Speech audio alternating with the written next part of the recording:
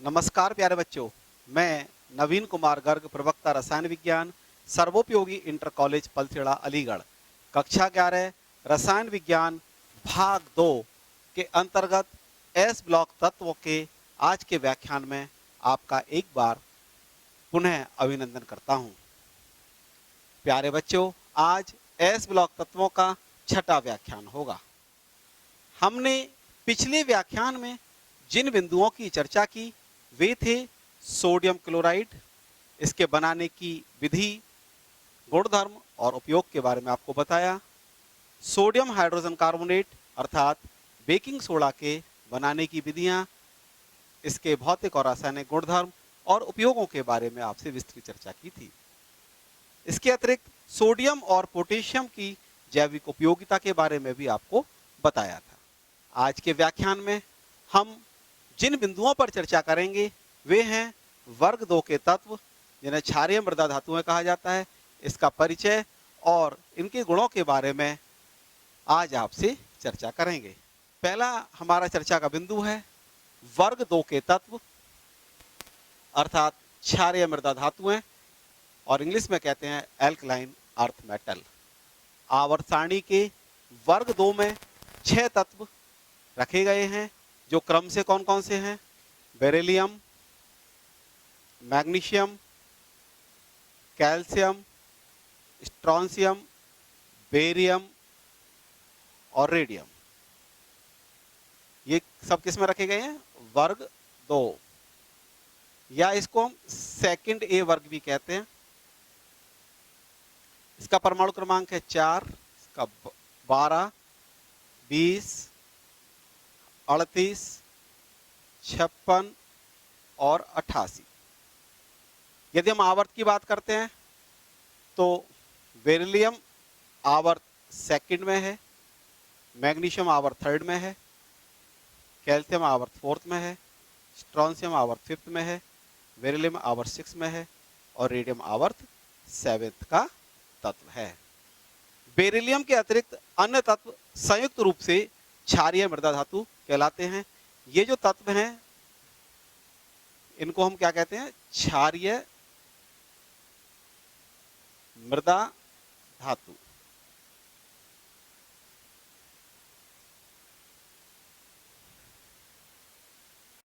Electronic विन्यास।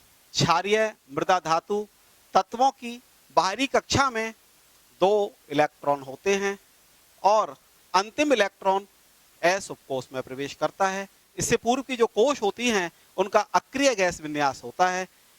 इन तत्वों की संयोजकता 2 होती है। इनका सामान्य इलेक्ट्रॉनिक विन्यास किस प्रकार लिखा जाता है?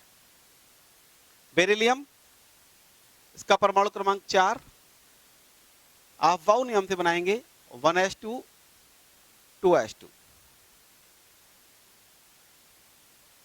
मैग्नीशियम परमाणु क्रमांक 12, 1s2 2s2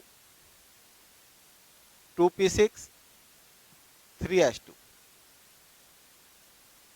कैल्शियम परमाणु क्रमांक होगा 20, 1s2 2s2 2p6 3s2 3p6 and 4s2। अब जरा इनको दूसरे प्रकार से कैसे लिख सकते हैं? देखिए, बेरिलियम का परमाणु क्रमांक 4 है तो 2 इलेक्ट्रॉन एस उपकोष में आ गए अंतिम वाले में। इससे पूर्व की कक्षा में यहां पर 2 इलेक्ट्रॉन है, तो ये जो 2 इलेक्ट्रॉन है यदि इसके संगत हम देखें को अक्रिय गैस है 1s2, तो वो क्या है? हीलियम। तो इसको कैसे लिखेंगे? हीलियम और 2s2। इसी प्रकार मैग्नीशियम को देखें तो अंतिम इलेक्ट्रॉन एस उपकोष में प्रवेश कर रहा है, लेकिन इससे पूर्व की जो संरचना है वो अक्रिय गैस की भांति है। तो ये किसकी संरचना है? ये है 10 इलेक्ट्रॉन। तो 10 इलेक्ट्रॉन किसमें है? नियॉन में। तो इस प्रकार क्या बन जाएगा? Ne3s2। कैल्शियम को देखते हैं तो कैल्शियम में क्या है? अंतिम इलेक्ट्रॉन एस उपकोष में प्रवेश कर रहा है और इससे पूर्व की जो संरचना है कोशों की वो कैसी है? अक्रिय गैस संरचना के बराबर है। और ये कितना है? 18 है। और 18 किसका होता है? क्रमांक होता है 18। आर्गन का तो Ar4s2। तो सामान्य रूप से हम कह सकते हैं कि इन तत्वों का सामान्य इलेक्ट्रॉनिक विन्यास, नोबल गैस का जो इलेक्ट्रॉनिक विन्यास और NH2, N क्या इंडिकेट करता है, N इंडिकेट करता है किस आवर्त का तत्व है। यानी जैसे बेरिलियम सेकंड आवर्त का तत्व है तो N बराबर आ जाएगा 2, मैग्नीशियम थर्ड आवर्त का तत्व है तो N की वैल्यू यहां पर कितनी आ जाएगी 3। इसी प्रकार कैल्शियम फोर्थ आवर्त का तत्व है तो यहां पर N की वैल्यू कितनी आ जाएगी 4। तो इस तरह से इन तत्वों का सामान्य इलेक्ट्रॉनिक विन्यास, नोबल गैस का इलेक्ट्रॉनिक विन्यास NH2 होता है। परमाणु एवं आयनिक त्रिज्या। क्षार धातुओं की तुलना में क्षारीय मृदा धातुओं की परमाणु एवं आयनिक त्रिज्याएं छोटी होती हैं।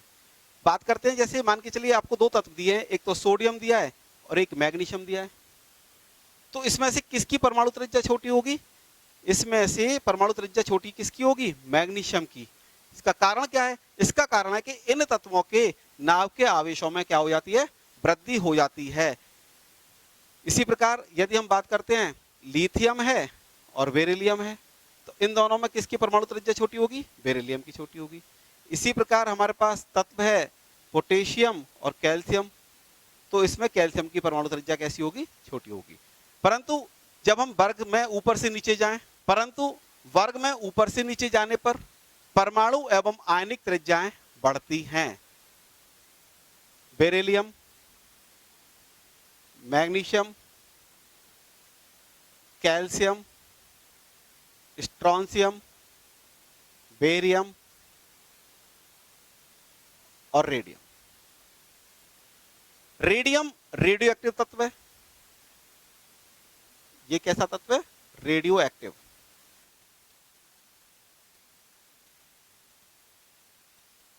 तो परमाणु त्रिज्या बेरिलियम से बेरियम तक लगातार बढ़ती है। आप इस सारणी से देखिए, बेरिलियम की जो परमाणु त्रिज्या है 112 पिकोमीटर है, मैग्नीशियम की 160, कैल्शियम की 197, स्ट्रोंशियम की 215 और बेरियम की 222। तो इस प्रकार से जो परमाणविक त्रिज्या होती है बेरिलियम से बेरियम तक बढ़ती है वर्ग में ऊपर से नीचे जाने पर। इसी प्रकार आयनिक त्रिज्या भी ऊपर से नीचे जाने पर बढ़ती है। आयनन एंथैल्पी, आयोनाइजेशन एंथैल्पी। क्षारीय मृदा धातुओं की आयनन एंथैल्पी के मान प्राय कम होते हैं क्योंकि ये आसानी से इलेक्ट्रॉनों को त्याग देते हैं। इमेजिन कीजिए मैग्नीशियम है हमारे पास, इसका परमाणु क्रमांक 12 होता है। इलेक्ट्रॉनिक कॉन्फ़िगरेशन बनाएं 1s2, 2s2, 2p6, 3s2। अंतिम शेल में आपके पास 2 इलेक्ट्रॉन है तो मैग्नीशियम इन 2 इलेक्ट्रॉन्स को एक एक करके त्याग देगा। एक इलेक्ट्रॉन त्यागेगा, एक धनायन आ जाएगा, ये मैग्नीशियम आयन, फिर एक इलेक्ट्रॉन त्यागेगा, मैग्नीशियम 2 पॉजिटिव बन जाएगा। तो इस तरह से ये आसानी से इलेक्ट्रॉनों को त्याग देते हैं और त्यागने के बाद हम कह सकते हैं कि जब ये आसानी से इलेक्ट्रॉन त्यागते हैं तो इनकी आयनन एंथैल्पी का मान कम होता है। वर्ग में ऊपर से नीचे जाने पर आयोनाइजेशन एंथैल्पी आप देखिए, beryllium, magnesium, calcium, strontium, barium और रेडियम, इनके जो मान होते हैं आयनन एंथैल्पी के मान ऊपर से नीचे जाने पर कम होते हैं। इसका कारण क्या होता है? वर्ग में ऊपर से नीचे जाने पर परमाणु का आकार बढ़ता है या परमाणुविक त्रिज्या बढ़ती है। वर्ग में ऊपर से नीचे जाने पर परमाणु आकार बढ़ता है, अतः इन तत्वों की आयनन एंथैल्पी वर्ग में ऊपर से नीचे जाने पर घटती है। जैसे जैसे आकार बढ़ेगा आयनन एंथैल्पी का मान कम होता जाएगा। आप देख सकते हैं कि जो आयनन एंथैल्पी का मान है वो बेरिलियम से बेरियम तक घटता है और जो सेकंड आयोनाइजेशन एनर्जी है उसका मान भी कम होता है। जबकि क्षार धातुओं के केस में जो सेकंड आयोनाइजेशन एनर्जी का मान था वो अत्यधिक होता था। उसका रीजन था कि क्षार धातुओं की बाहरी कक्षा में केवल एक इलेक्ट्रॉन होता था जिसको वो आसानी से त्याग सकती थी, लेकिन जब दूसरा इलेक्ट्रॉन त्यागने की बारी आती थी तो उनकी शेल में अक्रिय गैस इलेक्ट्रॉनिक विन्यास हो जाता था, जिससे कि जो दूसरा इलेक्ट्रॉन था वो आसानी से नहीं निकल पाता था। अतः द्वितीय आयनन विभव क्षार धातुओं का अधिक होता है, क्षारीय मृदा तत्वों का कम होता है। जल योजन एंथैल्पी, हाइड्रेशन एंथैल्पी। क्षार धातुओं के समान क्षारीय मृदा धातुओं के वर्ग में ऊपर से नीचे जाने पर आयनिक आकार बढ़ता है और इनकी जलयोजन एंथैल्पी के मान कम होते चले जाते हैं। जैसे मैग्नीशियम क्लोराइड और कैल्शियम क्लोराइड दोनों ही जलयोजित अवस्था में देखें तो इनकी जो जलयोजन एनर्जी है, मैग्नीशियम क्लोराइड की जलयोजन एंथैल्पी 460 किलो कैलोरी प्रति मोल होती है, जबकि कैल्शियम क्लोराइड की जलयोजन एंथैल्पी 395 किलो कैलोरी प्रति मोल होती है। फिजिकल प्रॉपर्टीज की बात करते हैं, भौतिक गुणों की बात करते हैं। क्षारीय मृदा धातु चांदी के समान सफेद, चमकदार और नरम में शाइनिंग नेचर की होती है, शाइनिंग होती है और सॉफ्ट होती हैं, परंतु अन्य धातुओं की तुलना में कैसी होती हैं? कठोर होती हैं। बेरिलियम और मैग्नीशियम लगभग धूसर रंग यानी ग्रे कलर की होती हैं। ये बेरिलियम और मैग्नीशियम जो होती हैं इस तरह के कलर्स की ये होती हैं। प्यारे बच्चों, क्षारीय मृदा तत्वों के गलनांक और क्वथनांक क्षार धातुओं की तुलना में उच्च होते हैं, क्योंकि इनका आकार क्षार धातु तत्वों की तुलना में छोटा होता है। ये इनके गलनांक हैं और ये क्या है? इनके क्वथनांक। केल्विन में बेरिलियम अबनॉर्मल केस है। इसके अतिरिक्त मैग्नीशियम, कैल्शियम, स्ट्रोंशियम, बेरियम और रेडियम, ये जो इनके गलनांक और क्वथनांक एक सारणीबद्ध रूप में आपको दर्शाए हुए हैं। ज्वाला में रंग, फ्लेम, कलरेशन। उच्च ताप पर वाष्प अवस्था में क्षारीय मृदा धातुओं के बाह्यतम कोश के इलेक्ट्रॉन उत्तेजित होकर उच्च ऊर्जा स्तर में चले जाते हैं। ये उत्तेजित इलेक्ट्रॉन जब पुनः अपनी निम्न यानी ग्राउंड स्टेट में ये लौटते हैं तो दृश्य प्रकाश के रूप में ऊर्जा उत्सर्जित होती है और ज्वाला रंगीन दिखाई देने लगती है।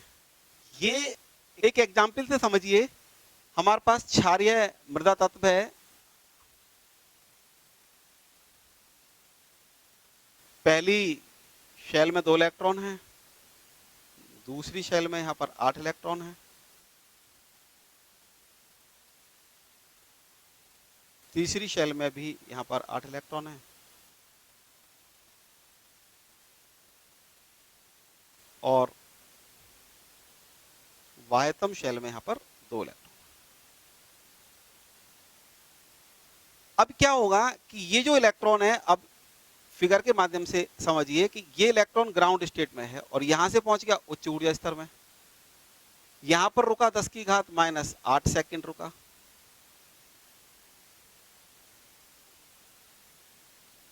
या 10⁻⁻15 सेकंड रुका, तुरंत ही ग्राउंड स्टेट में आ गया। तो ये जब ग्राउंड स्टेट में आएगा तो दृश्य प्रकाश के रूप में ऊर्जा उत्सर्जित होगी। कैल्शियम, स्ट्रोंशियम और बेरियम ज्वाला को क्रमशः ईंट जैसा लाल, जैसी ईंट होती है उस तरह का लाइट रेड कलर यहां पर होगा, ब्रिक रेड कलर। स्ट्रोंशियम का जो होता है क्रिम्सन रेड कलर होता है, डार्क रेड कलर होता है, क्रिम्सन रेड, किरमिची लाल जिसे कहते हैं। और जो बेरियम होती है वो ज्वाला को सेब जैसा हरा, जैसा कच्चा जब सेब पेड़ पर लगा होता है उस तरह का जो कलर होता है, एप्पल ग्रीन, इस तरह का कलर देते हैं। क्षारीय मृदा तत्वों के रासायनिक गुणों के बारे में बात करते हैं। क्षारीय मृदा धातुएं क्षार धातुओं से कम क्रियाशील होती हैं। इन तत्वों की अभिक्रियाशीलता वर्ग में ऊपर से नीचे जाने पर बढ़ती है, यानी beryllium, magnesium, calcium, strontium, barium वर्ग में ऊपर से नीचे जाए। रेडियम की बात नहीं करी, रेडियम रेडियो एक्टिव तत्व है। ये कैसा तत्व है? Radio active. तो वर्ग में ऊपर से नीचे जाएंगे तो इनकी क्रियाशीलता बढ़ती है।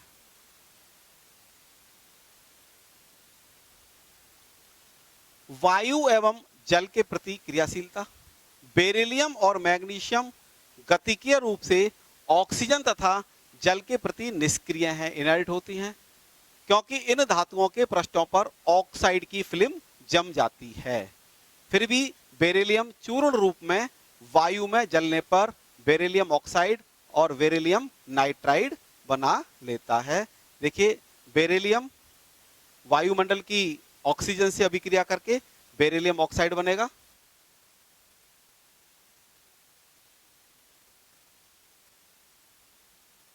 इसके अतिरिक्त बेरिलियम वायु की नाइट्रोजन के साथ अभिक्रिया करके बेरिलियम नाइट्राइड में बदल जाता है।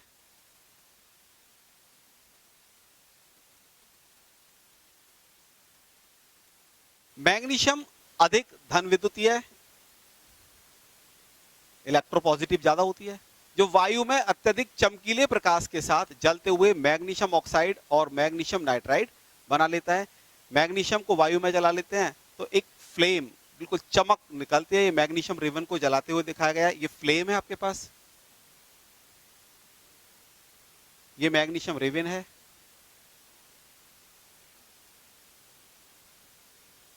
तो इसकी जो चमक है ये मैग्नीशियम की ग्लो है। तो इस तरह से मैग्नीशियम ऑक्साइड में और मैग्नीशियम नाइट्राइड में वायु में प्राप्त होता है। कैल्शियम, स्ट्रोंशियम और बेरियम वायु से शीघ्र अभिक्रिया करके ऑक्साइड और नाइट्राइड बनाते हैं।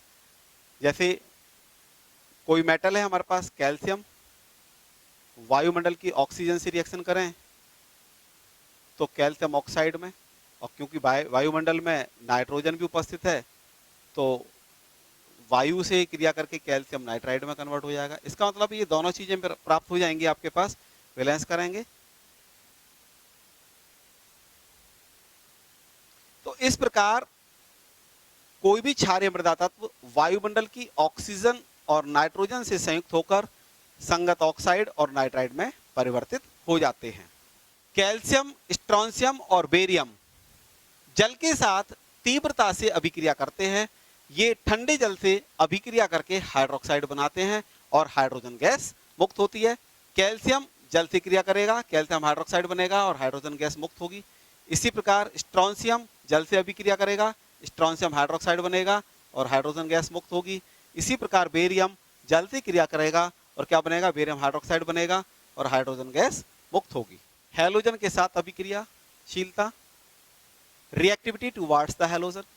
क्षारीय मृदा धातुएं हैलोजनों के साथ उच्च ताप पर अभिक्रिया करके हैलाइड बना लेती हैं। जैसे कोई भी क्षारीय मृदा तत्व है आपके पास, मैग्नीशियम क्लोरीन से अभिक्रिया करे तो MgCl2 बन जाएगा।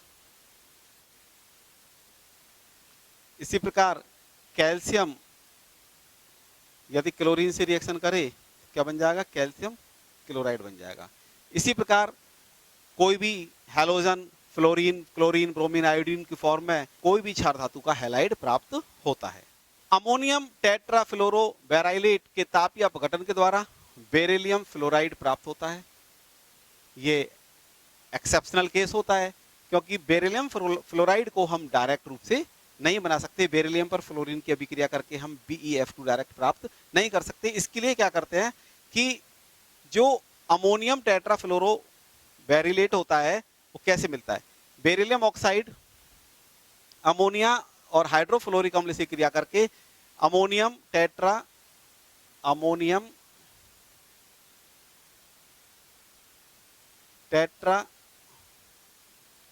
फ्लोरोबेराइलेट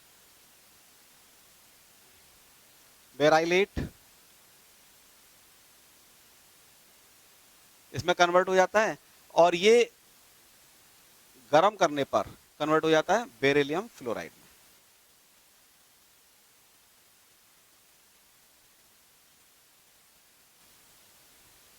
बेरिलियम ऑक्साइड पर क्लोरीन की क्रिया 600 डिग्री सेल्सियस ताप पर कोक के साथ करने पर बेरिलियम क्लोराइड प्राप्त होता है।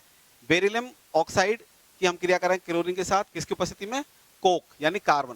कार्बन का काम क्या होता है, कार्बन ऑक्सीजन चूसक का कार्य करता है। कार्बन बेरिलियम ऑक्साइड की ऑक्सीजन को कार्बन मोनोऑक्साइड में परिवर्तित कर देता है। किसमें परिवर्तित कर देता है, कार्बन मोनोऑक्साइड में। ये कार्बन का काम है कि इस ऑक्सीजन को बाहर निकाल देता है और बेरिलियम क्लोराइड प्राप्त हो जाता है। हाइड्रोजन के प्रति अभिक्रियाशीलता, रिएक्टिविटी टुवर्ड्स हाइड्रोजन। बेरिलियम के अतिरिक्त अन्य सभी क्षारीय मृदा धातुएं गर्म करने पर हाइड्रोजन के साथ अभिक्रिया करके हाइड्राइड्स बनाती हैं। कोई भी क्षारीय मृदा धातु जैसे मान के चलिए मैग्नीशियम, कैल्शियम, स्ट्रोंशियम, बेरियम, यहाँ पे बेरिलियम हम नहीं लेंगे क्योंकि उसका असामान्य व्यवहार होता है। ये हाइड्रोजन से क्रिया करते हैं तो क्या बनाता है, उसके संगत हाइड्राइड बन जाएगा। मान के चलिए आपके पास एक एग्जाम्पल लेते हैं, कैल्शियम है, हाइड्रोजन से रिएक्शन करे तो क्या बन जाएगा, कैल्शियम हाइड्राइड भी। बेरिलियम हाइड्राइड को कैसे बनाते हैं, बेरिलियम हाइड्राइड को प्राप्त करने के लिए बेरिलियम क्लोराइड की लिथियम एल्यूमिनियम हाइड्राइड के साथ अभिक्रिया करते हैं। BeCl2 LiAlH4 से रिएक्शन करेगा तो बेरिलियम हाइड्राइड प्राप्त होगा। अम्लों के प्रति अभिक्रियाशीलता, रिएक्टिविटी टुवर्ड्स एसिड्स। क्षारीय मृदा धातु हैं, शीघ्र ही अम्लों से अभिक्रिया करके हाइड्रोजन गैस मुक्त करती हैं। कोई भी क्षारीय मृदा धातु हमारे पास से एक एग्जाम्पल लेते हैं, मैग्नीशियम, ये हाइड्रोक्लोरिक अम्ल से क्रिया करे तो क्या बन जाएगा, magnesium chloride plus hydrogen gas मुक्त होगी। वैलेंस कर लेंगे। इसी प्रकार एक एग्जाम्पल और लेते हैं, कैल्शियम H2SO4 से रिएक्शन करे क्या बन जाएगा, कैल्शियम सल्फेट बन जाएगा प्लस हाइड्रोजन गैस मुक्त होगी। इस तरह से क्षारीय मृदा धातुएं अम्लों से अभिक्रिया करके हाइड्रोजन गैस को मुक्त करती हैं। अगली प्रॉपर्टी है रिड्यूसिंग नेचर यानी अपचायक क्षमता। प्यारे बच्चों, प्रथम वर्ग की क्षार धातुओं के समान क्षारीय मृदा धातु प्रबल अपचायक होती हैं, परंतु इनकी अपचायक क्षमता क्षार धातुओं की तुलना में कम होती है। यानी क्षार धातु ज्यादा प्रबल अपचायक होती हैं, किसके कंपैरिजन में, क्षारीय मृदा तत्वों के कंपैरिजन में। इनका जो मानक अपचयन विभव होता है वो क्षार धातुओं की अपेक्षा कम ऋणात्मक होता है। ये टेबल के द्वारा आप देख सकते हैं कि beryllium, magnesium, calcium, strontium, barium और रेडियम के जो मानक अपचयन विभव हैं वो क्रम से -1.97, -2.36, -2.84, -2.89, -2.90 और -2.92 वोल्ट में होते हैं। बेरिलियम के मानक अपचयन विभव का मान अन्य क्षारीय मृदा धातुओं की तुलना में कम ऋणात्मक होता है। फिर भी इसकी अपचयन क्षमता का कारण बेरिलियम आयन का छोटा आकार, small size of the beryllium ion, इसकी उच्च जलयोजन ऊर्जा, हाइड्रेशन एनर्जी एवं धातु की उच्च परमाणुीयकरण एंथैल्पी, एटोमाइजेशन एंथैल्पी इसकी हाई होती है। ये इसका रीजन होता है कि जो बेरिलियम जो होता है इसकी अपचयन क्षमता क्यों होती है। द्रव अमोनिया में विलयन, सॉल्यूशंस इन लिक्विड अमोनिया। क्षार धातुओं की भांति क्षारीय मृदा धातु भी द्रव अमोनिया में विलय होकर गहरे नीले काले रंग का, डार्क ब्लू ब्लैक कलर का एक सॉल्यूशन बना लेती हैं। इस विलयन से धातु के अमोनीकृत आयन प्राप्त होते हैं।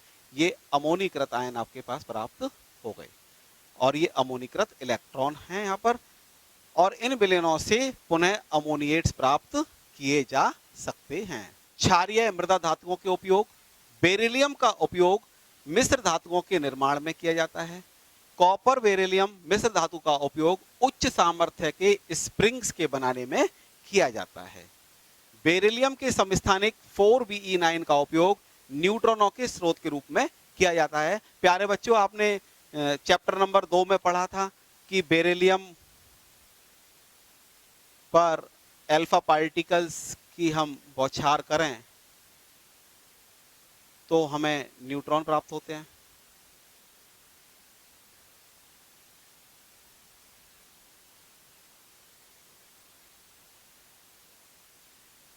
तो बेरिलियम का समस्थानिक का उपयोग कहाँ किया, किसके रूप में किया जाता है, न्यूट्रॉन के स्रोत के रूप में भी किया जाता है। धात्विक बेरिलियम का उपयोग एक्सरे ट्यूब्स जो होती हैं उनकी विंडो बनाने के लिए किया जाता है। एक एक्सरे ट्यूब आपके पास है, इसमें जहां से एक्सरेज निकलती हैं, ये आपके पास ये कवर टाइप का विंडो होता है। ये विंडो किसकी बनी होती है, बेरिलियम की बनी होती है। मैग्नीशियम एल्यूमिनियम, जिंक, मैग्नीज और टिन के साथ मिश्र धातु बनाता है। मैग्नीशियम एल्यूमिनियम मिश्र धातु हल्की होने के कारण इसका उपयोग वायुयानों के निर्माण में किया जाता है। मैग्नीशियम चूर्ण और रिबन के फॉर्म में, चमकीले पाउडर और बल्ब, तापदीप्ति बम जो इंसेंडिशियरी बॉम्ब्स होते हैं और संकेतों यानी सिग्नल्स के रूप में किया जाता है। जल में मैग्नीशियम हाइड्रोक्साइड का निलंबन यानी सस्पेंशन ऑफ मैग्नीशियम हाइड्रोक्साइड का उपयोग एंटासिड दवा के रूप में होता है, जिसे मिल्क ऑफ मैग्नीशिया कहा जाता है। दिस इज वेरी इंपॉर्टेंट, बहुत ज्यादा इंपॉर्टेंट होता है। आपसे पूछा भी जाता है कि मिल्क ऑफ मैग्नीशिया का फॉर्मूला क्या है। तो मिल्क ऑफ मैग्नीशिया बेटा क्या होता है? Magnesium hydroxide, MgOH whole twice. तो मिल्क ऑफ मैग्नीशिया बाजार में इजीली मिल जाता है। मैग्नीशियम कार्बोनेट का उपयोग टूथपेस्ट के निर्माण में किया जाता है और प्रत्येक टूथपेस्ट का एक मुख्य घटक होता है मैग्नीशियम कार्बोनेट MgCO3। कैल्शियम का उपयोग ऑक्साइडों से उन धातुओं के निष्कर्षण में होता है जिन्हें कार्बन द्वारा अपचयित करना संभव नहीं होता है। चूंकि कैल्शियम और बेरियम उच्च ताप पर ऑक्सीजन और नाइट्रोजन से अभिक्रिया करते हैं, इस गुण का उपयोग निर्वात नली से वायु निष्कासन करने में भी किया जाता है। रेडियम के लवणों का उपयोग कैंसर के उपचार में किया जाता है। अब बात करते हैं क्रैश रिवीजन की। आज जिन बिंदुओं पर हमने चर्चा की वे थे वर्ग 2 के तत्व यानी क्षारीय मृदा धातुओं के बारे में बताया। वे तत्व जिनकी बाहरी कक्षा में 2 इलेक्ट्रॉन होते हैं और अंतिम इलेक्ट्रॉन s उपकोष में प्रवेश करते हैं। इससे पूर्व की कक्षा का अक्रिय गैस विन्यास होता है, उन्हें क्षारीय मृदा तत्वों की कैटेगरी में रखा गया है। और ये हैं beryllium, magnesium, calcium, strontium, barium और रेडियम। रेडियम रेडियोएक्टिव तत्व है और बेरिलियम का अपसामान्य व्यवहार होता है। और इनके भौतिक और रासायनिक गुणों के बारे में आज हमने विस्तृत चर्चा की।